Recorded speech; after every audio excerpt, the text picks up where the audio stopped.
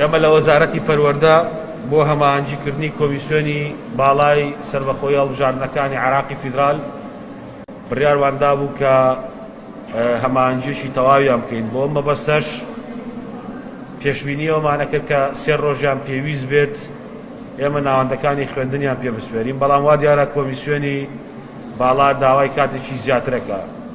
ئەم ڕۆژ فەرمانێکی وەزاری لەو بارەیەوە دەردەچێت لە ڕۆژی 6 مانگ ناوەندەکانی خوێندنی حکومی سەرجەمیان پشویان دەبێت و هەتا ڕۆژی 11 مانگ. ڕۆژی دەیدا ڕۆژی پرۆسەی هەڵبژاردنە، بەڵام ڕۆژی 11 مانگیش کۆمیسیۆن پێویستی بە ناوەندەکانی خوێندنە، واتە لە ڕۆژی 12دا داوام لە ناوەندەکانی خوێندنی حکومی دەست پێکاتەوە. لە 6 مانگ ڕادەگیرێ و لە 12 مانگ داوام لە ناوەندەکانی خوێندنی حکومی دەست پێکاتەوە.